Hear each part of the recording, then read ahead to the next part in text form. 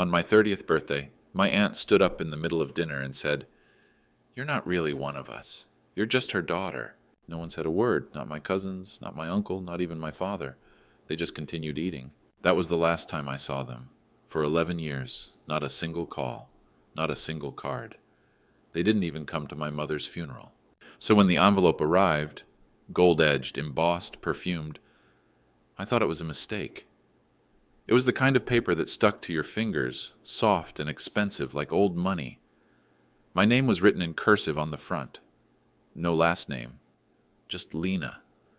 Like they suddenly remembered me and expected me to forget everything. I didn't open it for hours. I just stared at it, my tea growing cold beside me. Part of me wanted to tear it up without reading. Another part, smaller, foolish, still hungry for something called belonging, wanted to hope. When I finally broke the seal, it simply said, "Family reunion, Saturday, 4 p.m., formal attire." And then in smaller print, "At the Hawthorne Estate." I read it 3 times. That was the house. The house my mother grew up in. The house she scrubbed clean after her stepmother slapped her in front of the staff. The house where they told me, when I was 12, that my mother had married beneath her, and I should be grateful they even acknowledged me. It wasn't an invitation, it was a test. I didn't sleep that night. I watched the shadows move across the walls of my tiny apartment and wondered if I should go. What did they want? And why now? My mother had always told me, "Dignity isn't something they give you, Lena. It's something you carry quietly until they choke on their own shame."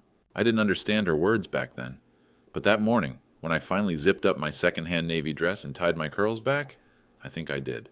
I wasn't going for them, I was going for her. But I still took the bus. I still wore shoes that pinched.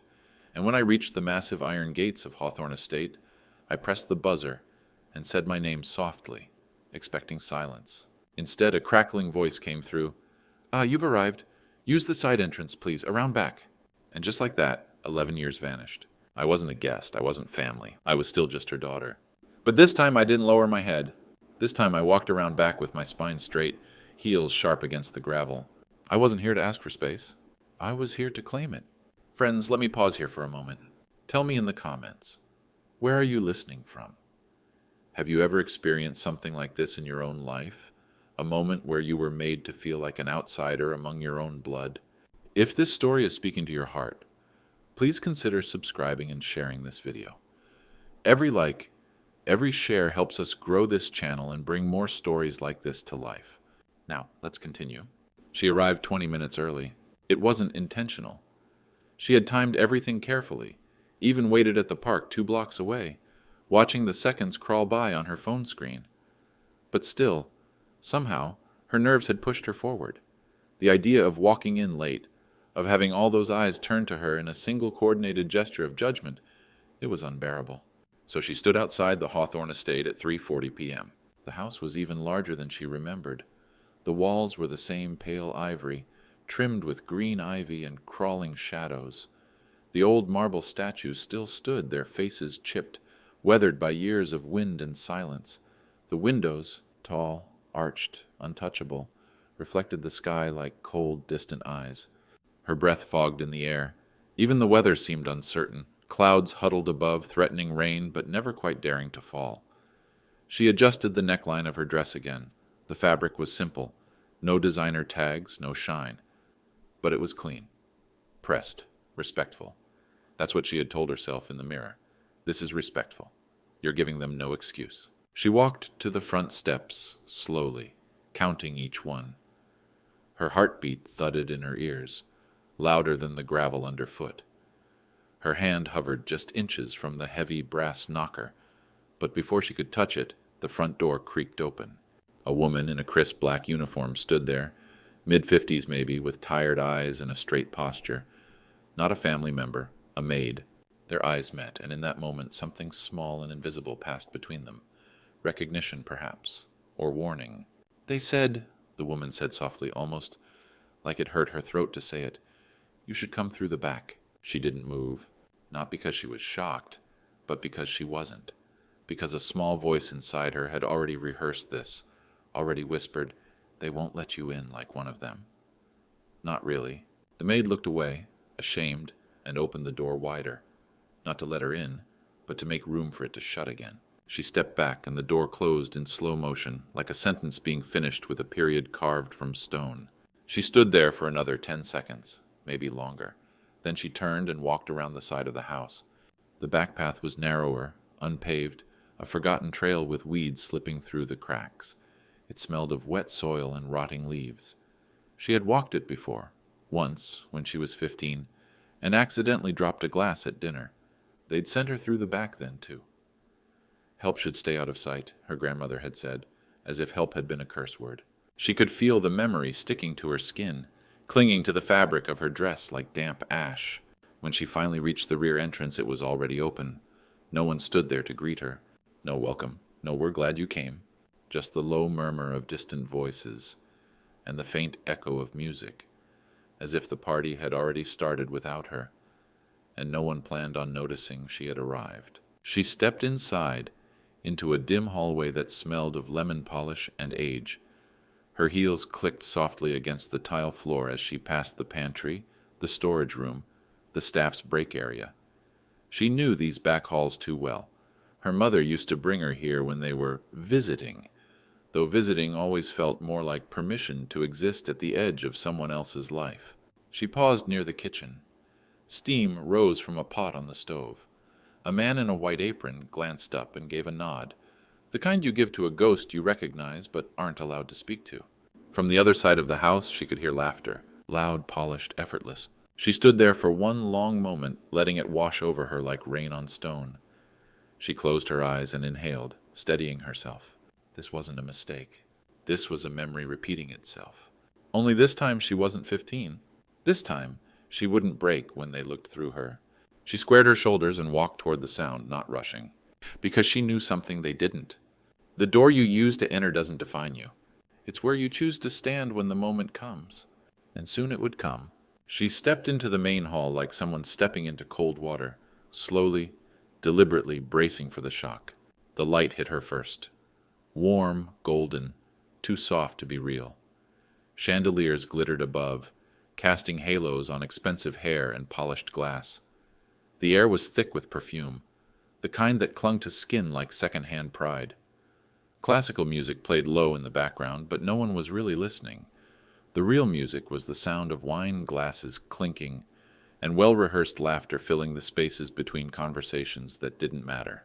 And then came the silence, not complete, just fractured, just enough to feel it. She crossed the threshold, and for a few seconds she was the center of attention.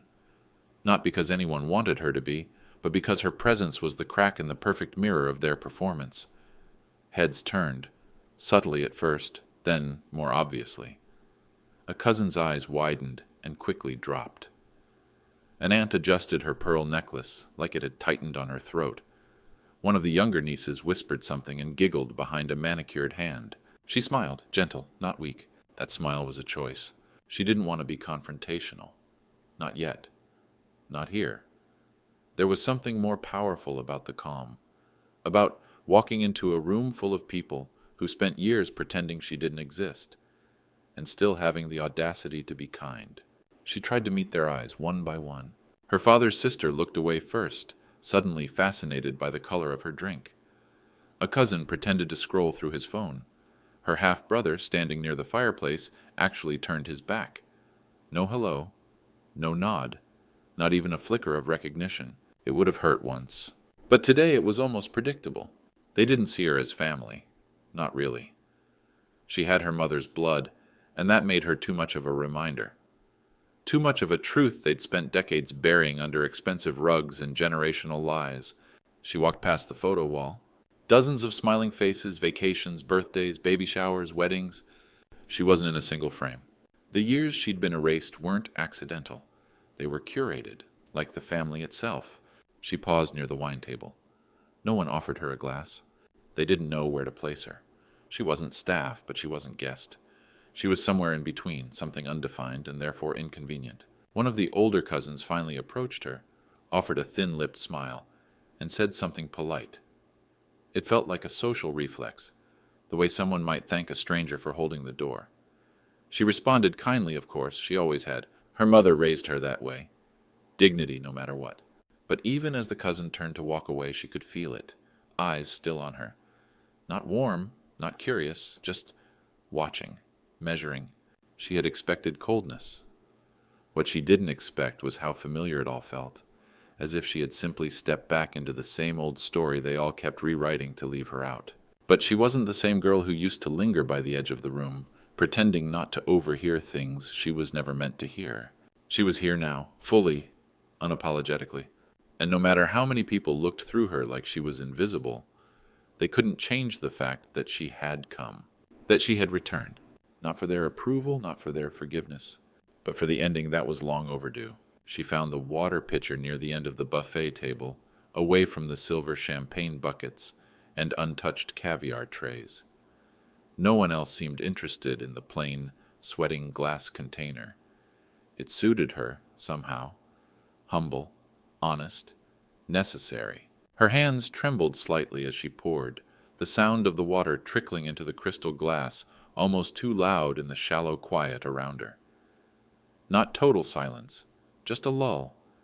The kind of hush that slips into a room when something unspeakable has been noticed, but not named. She felt him before she heard him. That presence, large, self-important, heavy with decades of arrogance. Her mother's older brother, her uncle, the man who had once stood in a courtroom and said under oath that her mother had been unstable, that she had distanced herself from the family by choice. She never forgot those words, not because of the lie, but because of the ease with which he had told it. "Still using your mother's name?" he asked, voice low but sharp, like the edge of a rusted blade. She didn't look up right away, just placed the pitcher back, wiped the condensation from her fingers, and turned slowly. Her eyes met his. She didn't flinch. She nodded once, deliberately. That name had been her anchor. Through eviction notices and hospital waiting rooms, through school forms she signed alone and job interviews where she had to pretend she wasn't haunted by legacy. That name had been whispered through clenched teeth when she felt herself breaking. It had wrapped around her like armor. Her mother's name. Not his, not theirs. And they all knew why. Because it was the name that didn't beg for a seat at their table. It was the name that carried shame only in their eyes, never in her own. It was the name of the woman they buried without flowers. The woman they blamed without proof. The woman who left and never once came back, except in her daughter's eyes. She thought of the night her mother died. The way she held her hand until it went cold. The way she whispered through tears, "You were always enough, Lena. Never forget that. They never had the right to make you feel small." And now here she was, standing in a house built on inherited pride, with her mother's name blooming on her lips like a challenge. Her uncle smirked, but there was something brittle in it. The kind of smile people wear when they realize they no longer hold the strings. She didn't reply. Words weren't necessary. The silence between them said more than any sentence could. He turned away first. She watched him retreat, shoulders a little stiffer than before. And for the first time since she walked in, she felt taller. Not because they saw her differently, but because they couldn't change her, not anymore. She took a sip of water, closed her eyes for just a breath, and listened. The room was moving again. Talking, laughing, sipping, but something had shifted. And deep inside she knew they could ignore her presence. They could dismiss her name. But they couldn't unwrite the truth of who she was. The moment came quietly, without fanfare, just a shift in tone. A voice, unfamiliar, cut through the carefully balanced atmosphere of wine and performance. "Family photo, everyone." It was casual, almost cheerful, but it dropped like a stone into the room. A collective groan followed, light and rehearsed, like something they'd all done before. The ritual of togetherness, of pretending. She turned her head slowly and saw him. Tall, mid-40s maybe, with a graying beard and a camera hanging from his neck like it belonged there. He wore a brown corduroy jacket over a wrinkled dress shirt, sleeves rolled up, comfortable in a space that wasn't his. A hired witness, someone brought in to capture something glossy and permanent. But even from across the room she could tell he was watching, not just scanning the crowd, but seeing. One of the cousins raised a glass and called, "Let's get this over with!" to a chorus of laughter and movement. People began to herd themselves toward the great hall, the room with the high-arched windows and the old family piano. She'd only ever seen it from the threshold as a child. Guests sat in there.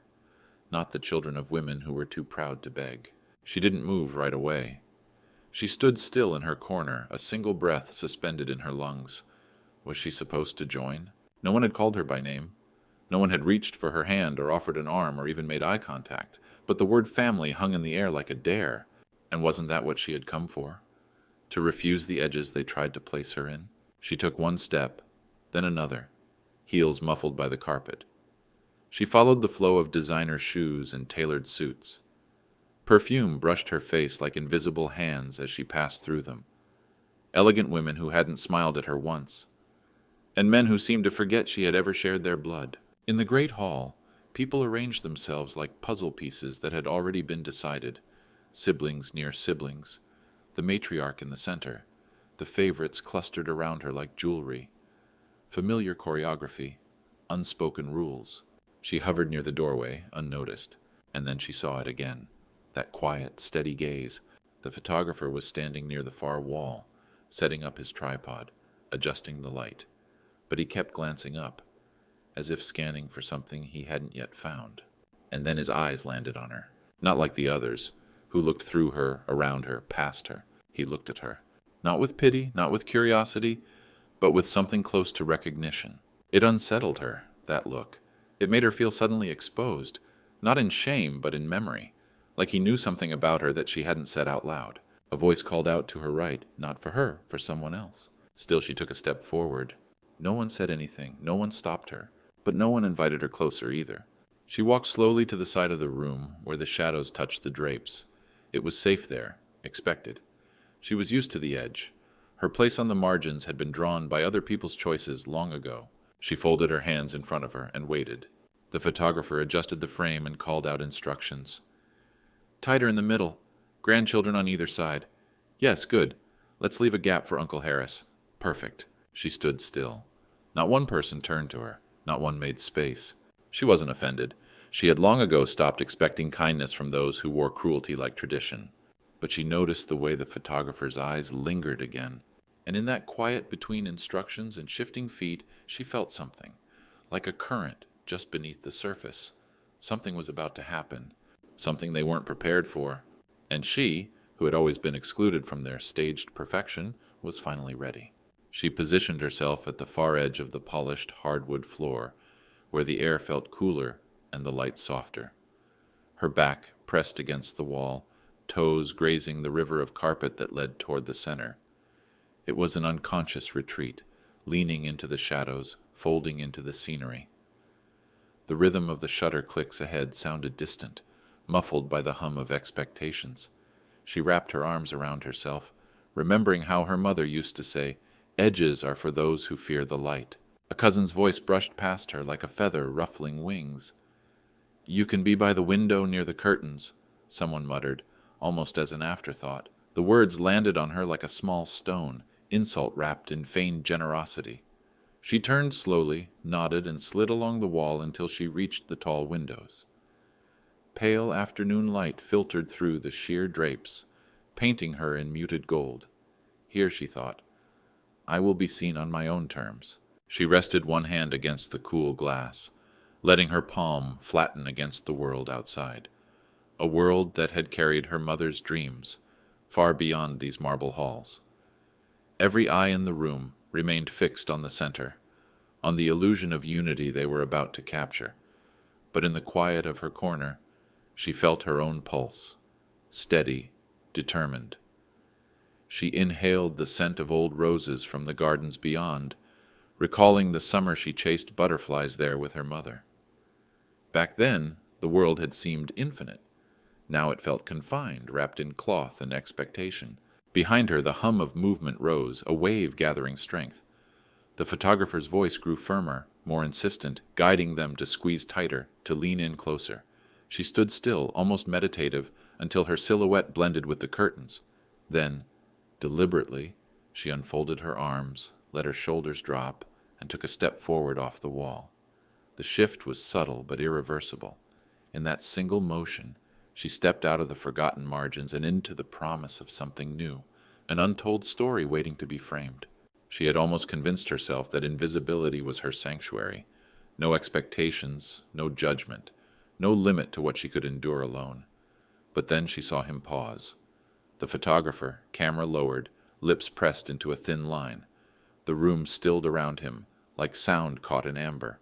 He walked toward her with a purpose that felt like thunder rolling in the distance, impossible to ignore. The soft shuffling of feet, the faint rustle of silk and lace, all receded.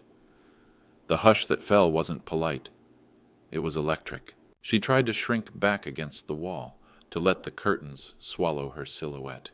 But he stopped just in front of her, close enough that she could see the conviction in his eyes.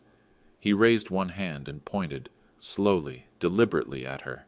"No," he said, voice low enough that only she could hear, yet it cracked through the quiet like a declaration. "You—" His finger held steady. "You. Stand in the center." For a heartbeat, the world faltered. She felt the air press in, the weight of countless gazes swinging toward her. The center of the room had always been a place she feared, exposed, vulnerable, impossible to hide. But now it was a summons. She stepped forward, each footfall echoing against the gleaming floor. The hem of her dress whispered with each movement, a soft rebellion. She could feel the fabric brush against her legs, like the memory of a promise. As she approached the middle of the grand hall, the light shifted. The chandelier above scattered diamonds of glow across her face, illuminating every line of determination etched into her expression. She closed her eyes for a moment, the rush of heat in her cheeks a life-affirming flame against the chill of their judgment. When she opened her eyes again, she was no longer at the edge. She was the axis around which the entire scene rotated. Families leaned in from every side, tucking shoulders, adjusting collars, repositioning hands, trying to accommodate her presence in their meticulously arranged tableau. Her breath slowed, measured. She remembered her mother's words, how dignity is carried quietly until the world can't help but see it. In that instant, the photographer clicked the shutter once. The sound rang out like a verdict. She stood tall, spine straight, chin lifted. The collective gasp of surprise and uncertainty reverberated through the room, but she didn't waver. The center was hers, and nothing could push her back. For a moment, the photograph captured more than just images. It caught the invisible threads of betrayal and resilience woven into her. It caught the silent victory of a woman who refused to be consigned to the shadows. And as the camera's light faded, the wild, unspoken truth settled into the air. She belonged, not as an afterthought, not as a token, but as the heart of the story they had tried so long to rewrite without her. She heard the gasp before she felt it, like the crack of a distant whip. It rippled through the assembled crowd, a sudden rush of breath and disbelief. She watched out of the corner of her eye as hands flew to mouths, as mothers clutched their children close, as silverware trembled against porcelain plates. Someone began to speak, a half-formed protest tumbling out like an unsteady echo. "She's not—" But the photographer's voice cut through it all, low and unyielding, carrying the weight of authority. "The light is perfect right there," he said, his gaze steady on her. "And she has the face of the family." The air seemed to shift. Conversations caught in throats and froze. A hush deeper than any before settled over the room, charged with the electric shock of truth. Her heart pounded, not from fear, but from a fierce, rising pride. She could almost hear her mother's voice, soft but unwavering, whispering words she had learned to carry like armor. "You have their blood, Lena," even when they refused to see it. She stood still beneath the glow, feeling the warmth wash over her cheeks, as if the chandelier itself acknowledged her. Everywhere she looked, she saw astonishment mingled with confusion. They were staring at her, the woman they had tried to erase, the daughter they had banished. In that moment, the room's grand decor, the gilded moldings, the opulent drapes, the towering paintings of ancestors, felt like a stage set suddenly stripped of illusion. The polished masks of polite family members slipped, revealing raw edges of guilt and surprise. She closed her eyes for a heartbeat, letting the energy of the room wash through her like a tide. She thought of all the times she had crouched in the shadows of her own life, unseen, unheard, longing for a place that had always been hers by birthright. She remembered the whispered insults in school hallways, the pitying looks from strangers when they learned her last name. She recalled the ache of absence at every milestone, every holiday, every victory she wanted to share. And then she opened her eyes. They sparkled with defiance, with the quiet force of someone who had carried a secret truth so long she'd nearly forgotten the power it held. One by one, the murmurs began again, but now they stumbled over themselves. Explanations half-formed, glances darting toward the photographer for reassurance. He stood unmoved, camera forgotten at his side, as if he understood something deeper, that family wasn't defined by who welcomed you in, but by whose face you bore. Her face. A thunderous click echoed as he captured one more shot, the collective gasp, the startled faces, and her, centered, bathed in light, undeniable. The photograph would hang for years, they said later, a testament to perfect angles and lighting. But she knew the real magic was in that single moment of justice, when the light had found her, when the world had no choice but to acknowledge her place. The echoes of the past swirled then, but they no longer haunted her. Instead, they became a chorus of proof that her mother's love had been louder than their scorn, proof that blood remembered its own, proof that a single declaration, spoken firmly, could reshape a lifetime of exclusion. And as she lowered her gaze, letting the room settle around her again, she felt the weight of those echoes transform into wings. She had come for her inheritance of truth, and in that glowing silence, she realized she had claimed it. She felt the click of the shutter deep in her chest, a pulse that reverberated through every bone and tendon. In that single crystalline moment, the laughter and whispers around her seemed to freeze like water turned to glass. Faces held static expressions, the wide-eyed surprise of her cousins, the forced, tight-lipped grins of her aunts, the stiff pride of her grandfather in his faded uniform portrait, everyone captured in their own private shock. She stood there, arms relaxed at her sides, spine straight, as the columns that flanked the windows behind her. The chandelier's light danced across her skin, illuminating the quiet fire in her eyes. Her heart pounded, but not from fear, from triumph, from the knowledge that she had stood in the place she had always belonged, and not once wavered. Around her the air felt brittle, like a paused breath waiting to be released. She could feel the weight of their frozen smiles pressing in, trying to bend her back to the margins. But she kept still, unmoving, letting the camera's gaze mirror back her own unspoken declaration. I am here. I've always been here. She thought of her mother's gentle hands, teaching her to hold her head high when the world tried to bow her down. She thought of lonely nights, wrestling with doubt, and mornings spent rehearsing courage in front of a cracked mirror. All of it had led to this, one stunning, unrepeatable instant of justice. And then the shutter clicked again, softer this time, as the photographer captured a second frame, a vow rendered in light and shadow. In that quiet second, her lips curved into something like a private smile, an acknowledgement to herself that she had finally broken the pattern. No more walls, no more sidelines, no more muted echoes of a story she hadn't written. The flash faded, and the room exhaled. The chandeliers flickered back to their familiar glow. Voices whispered into life once more, and the guests arranged themselves into their practiced facades. But something fundamental had shifted. She could almost feel the tilt of the world correcting itself, realigning to honor the truth of her presence. She held her gaze on the photographer for just a moment, grateful, fiercely proud, before turning her head to face the room. The frozen smiles had thawed into awkward nods, hesitant welcomes, and hurried attempts at polite conversation.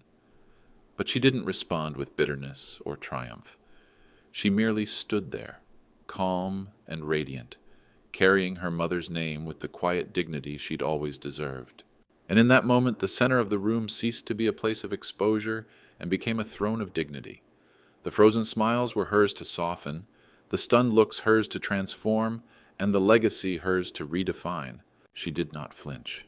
She only breathed, deep, steady, present, and let the world catch up to the truth it had tried so long to deny. She waited until the others drifted away, toward whispered gossip by the mantel, toward the promise of champagne refills and polite archery of the eyes. The air in the great hall felt warm now, almost soft, as if the walls themselves relaxed after the photograph had placed her at the center. She stood by the arched window, hands clasped loosely in front of her, watching dust motes drift like tiny galaxies in the shafts of afternoon light. Then she felt him before she heard him, a gentle clear of the throat, the quiet approach of footsteps on polished wood. The photographer closed the distance until she could see the lines around his eyes, the way his shoulders carried years of life lived behind a lens. He carried her framed portraits of the room in his camera bag, and an unspoken weight of history in his gaze. "I knew your mother," he said, voice soft enough to slip into her soul. No one else was listening. No one else needed to hear. The words struck her like an echo from another life. Her mother, so fierce, so gentle, so wronged. The woman who had carried her through every storm, whose last breath had been a prayer for her daughter's future. All the fragments she'd pieced together over years of absence, the whispers of scandal and betrayal, suddenly clicked into place like a hidden puzzle. "She once saved my life," he continued, "when no one else cared to notice." She felt a tremor in her chest, an old ache blooming into something like awe. She closed her eyes and saw the image her mother once painted of herself, reaching into a burning building to pull a stranger out, smoke searing her lungs, courage blazing brighter than any fear. Nobody had believed it, least of all her relatives, who had rewritten every story to suit their version of disgrace. He unhooked a small satchel from his shoulder and drew out a faded photograph. In it, a younger man in a soldier's uniform, helmet in hand, wounded but alive, and beside him, her mother, hair wild with embers, eyes fierce with determination. He pressed it into her hands. "Your mother," he said, "is more of this family's hero than anyone here will ever admit." Tears blurred her vision, tears she didn't fight. They were the ones she'd held back for years, the ones that whispered in the dark of every lonely night. Yet now, they felt like release, like proof that her mother's truth was stronger than any lie. Suddenly everything made sense. The invitation, the back door, the hesitation in their voices. They had feared her mother's name, her legacy. It reminded them of the honor they had stolen.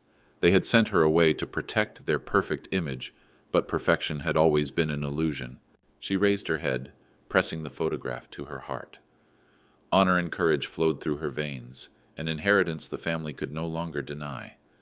And as she looked at the stranger who had become her ally, she understood that this reunion wasn't about forgiveness. It was about reckoning, about restoring what had been taken. The hall beyond them buzzed with the soft murmur of celebration, but she stood still, embraced by the warm glow of daylight and the weight of newfound truth.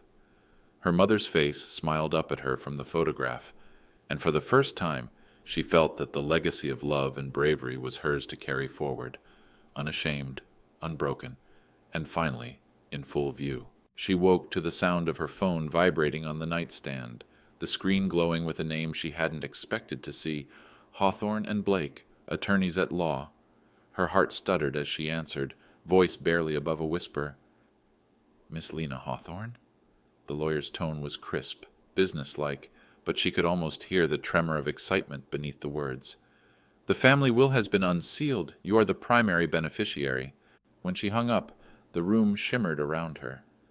Sunlight slanted across the bedspread, dust dancing in the air like tiny heralds of change. The will had arrived not out of goodwill, but because the estate's debts, and the tax liabilities on her mother's legacy, could no longer be ignored unless the rightful heir stepped forward.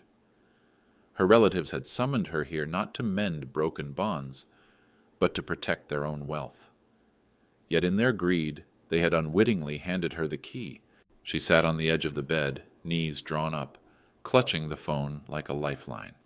11 years of absence, 11 years of silence, and suddenly everything shifted on a single signature. The house she'd been banished from, the land that held her childhood memories, the ancestral portraits that never bore her likeness. They were now hers by law, not out of charity, but by birthright. A rush of emotions washed over her, vindication, sorrow, relief. She saw her mother's face in every detail of that legal document, the stoic script of her name, the bold clause listing her daughter as heir. The signature at the bottom, scrawled in her mother's hand, was a promise she'd made in a moment of quiet hope, a promise that Lena would one day reclaim what was hers. Tears came again, but this time they were buoyant, like rain washing away a stained window. She pictured the Hawthorne estate, its grand halls, its hidden corridors, the back door she had once been forced to use, and felt the weight of history in her chest. It was no longer just bricks and mortar. It was the legacy her mother had fought to protect, the honor that no sneer or slander could extinguish. She stood, trembling, and walked to the small mirror on her dresser. In the glass she saw a woman transformed, not by wealth, but by truth. The name she bore, once whispered in scorn, now carried the force of justice. She closed her eyes, letting the reality settle into her bones. She had returned not as an outcast, but as the heir to everything they had tried to erase. Outside, life moved on, the distant hum of traffic, the chatter of neighbors. But inside her, something new had been born, a sense of purpose that pulsed like a heartbeat. She would honor her mother's memory by turning this inheritance into something more than an estate, a testament to dignity, to resilience, to the power of a name carried with quiet pride. And as she exhaled, the final echoes of doubt fell away. She was no longer waiting for permission to belong. She already did. She walked through the overgrown garden just beyond the estate's back gate, sunlight filtering through tangled branches like fractured memories.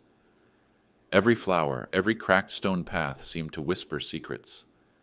Secrets that had been buried under polite lies and hushed rumors for decades. She closed her eyes and let the scent of honeysuckle anchor her to this place, her place, where her mother had once roamed as its true mistress. She remembered the stories her mother told her on stormy nights, gathered under thick quilts. How her grandfather had promised her mother the entire estate long before she was born. How he'd drawn up the original will in his trembling hand, honoring the daughter who loved these grounds more than life itself.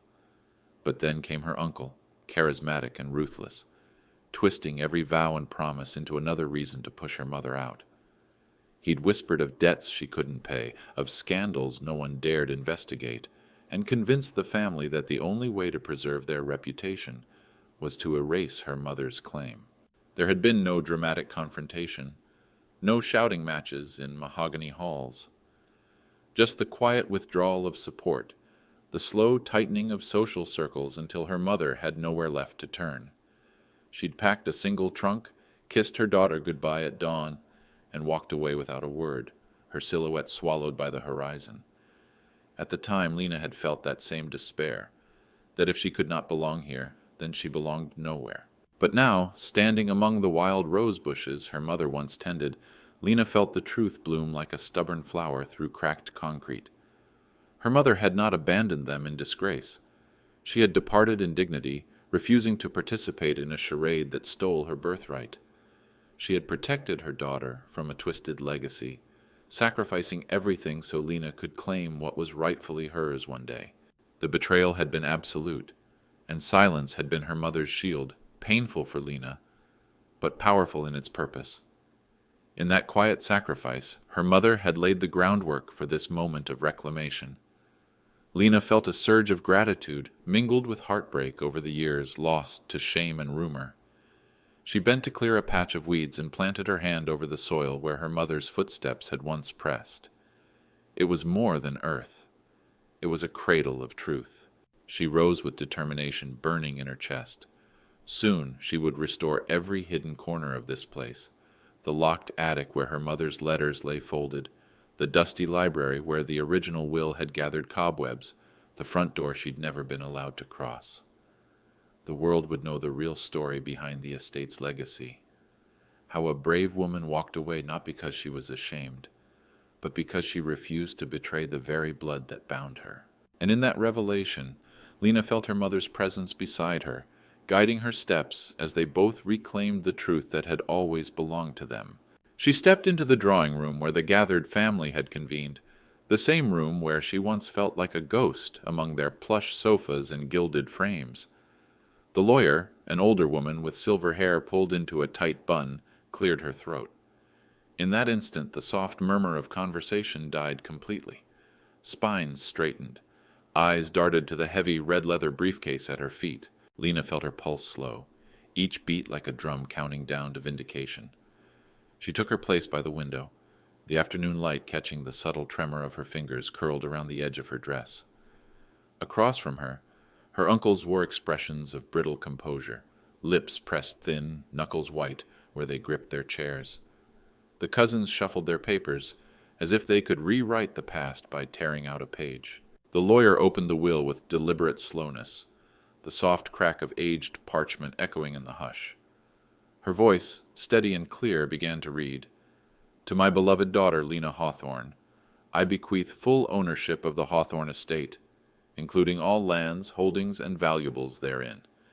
It is my unwavering wish that she carries forward the legacy of dignity, courage, and honor." A collective gasp rolled through the room like a sudden wind. One uncle's face went ashen, his mouth hanging open as if he'd been struck. A cousin pressed a hand to his chest, blinking as though the words themselves had burned their way into his thoughts. Lena held her breath, letting the silence swell around her, thick with shock, guilt, disbelief. She thought of the night spent wondering if her mother's love had been enough. Here it was, immortalized in legal decree, heavier than any heirloom. The land, the rolling meadows her mother had traced with her fingers, the stone walls she had polished, the gardens she had planted, were hers. The house, the grand staircases and hidden passages, the echo of every footstep long silenced, was hers. As the lawyer paused to leaf to the final page, Lena felt the room tilt beneath her, as if the house itself acknowledged the shift of power. The cousin's shoulders slumped. The uncle's eyes darted between the will and Lena, searching for some loophole, some miscalculation, but there was none. The signature at the bottom, her mother's steady hand, was absolute. When the lawyer closed the document, the click of the cover felt like the final seal on years of injustice. Lena exhaled, her breath a quiet victory. She saw her uncle swallow hard, his pride crumbling in his throat. A young cousin, barely more than a teenager, met her gaze with something like apology. In that look, Lena saw the echoes of their own confusion, the realization that blood and truth could not be erased by whispers and secrets. She stepped forward and placed a hand on the closed will, feeling its weight transfer into her palm. No words came. None were needed. The gravity of the moment spoke louder than any declaration. The room's hush deepened, then slowly broke as someone cleared a throat and chairs scraped back. But Lena did not retreat. She stood tall, her mother's name a banner of strength across her chest. In the hush that followed, she felt not triumph alone, but purpose, to honor her mother's legacy by breathing new life into these halls, by tending the gardens, by opening doors that had long been shut. She would bring warmth back to these rooms, not as a reluctant heir, but as the rightful steward of every stone and bloom. And as she tucked the will into her bag, the faces around her softened, some with regret, some with relief, and some with the hesitant hope that perhaps, at last, family meant more than inheritance. In that moment, Lena realized the true legacy was not the estate itself, but the reclamation of truth, the healing of old wounds, and the promise of a new story unfolding in the heart of Hawthorne Estate. She paused on the wide stone steps at the front entrance, the wrought iron lanterns casting gentle pools of light as dusk settled over the estate she now owned. The heavy oak doors, once a barrier that slammed in her face, stood open before her like a grand welcome, an invitation she had earned. Her heart swelled with a fierce, quiet pride as she crossed the threshold, the soles of her heels echoing against the marble floor in firm, deliberate steps. Every portrait lining the hallway seemed to turn toward her in acknowledgement, stern ancestors whose legacies she now carried, their painted eyes witnessing the fulfillment of a promise made long ago. She lifted her chin, feeling the weight of her mother's name settle on her shoulders, not as a burden, but as a crown forged from courage and truth. Guests in the drawing room stiffened as she entered, their polite chatter faltering into awed silence. No one fluttered away from her gaze. Instead, heads inclined in respect, some tentative, some grudging, but all directed at her as the rightful mistress of Hawthorne. She ran a finger along the polished banister, remembering the first time she'd been ushered through here like an unwanted stranger. And now, That same hand rested lightly on the smooth wood in quiet dominion. The scent of fresh roses, her mother's favorite, drifted from the conservatory, and every bloom seemed to nod its welcome. She let out a breath she hadn't realized she'd been holding and offered a small, serene smile, the kind that carries both forgiveness and unshakable resolve. In that moment, the house felt alive again, its hidden corners humming with possibility, its grand halls echoing not with exclusion but with renewal. She was home, and this time the front door had been the only way in. She walked down the long corridor of Hawthorne Estate, past rows of ancestral portraits whose painted eyes had once ignored her, now seeming to regard her with silent respect. At the far end, beside the grand staircase, hung the photograph, a testament to the moment everything changed. Her face was centered, bathed in soft light, surrounded by the stiff smiles and astonished gazes of relatives who had once banished her. In that frame, she wasn't an outcast or an afterthought. She was the pulse, the truth, the very heart of the Hawthorne lineage. As she stood before it, the hush of the hallway felt sacred. Every memory of exclusion, of the back door's cold metal, of whispered slights, of doors closed in her face, dissolved in the glow of that single image. She didn't need their approval anymore. Their pity and their greed had no power over her now, for she carried something stronger, justice woven into the fibers of her being, blood that could not be denied, and the quiet dignity her mother had taught her to hold with unwavering pride. She reached out and brushed the frame gently, as though touching a living thing. Beneath her fingertips, she felt the echoes of every trial overcome, every tear transformed into resilience. The estate itself seemed to breathe around her, the wood floors humming with new purpose, the chandeliers shimmering with promise, the walls echoing footsteps that would no longer be hushed into silence. Behind her, the room she had once traversed in fear now lay open. The sunlit library, where she would read her mother's hidden letters. The rose garden, where she would plant new blooms. The grand hall, where laughter would return, untethered by shame. She would fill these spaces with warmth and welcome, not as a concession to family expectations, but as a celebration of the legacy she had reclaimed. In the stillness, she allowed herself a small, genuine smile, one that carried both the weight of history and the lightness of freedom. The photographer's gaze, captured forever on glossy paper, had seen her when no one else would, and now the world could see her too, not confined to the margins, but gloriously, irrevocably at the center. She straightened, lifted her chin, and took a step back, letting the photograph and the estate both stand as testament to a truth that endured. The center was always hers. In that certainty, she found peace, purpose, and the promise of a future shaped by her own hands, a future where justice, blood, and quiet dignity would guide every footfall through these storied halls.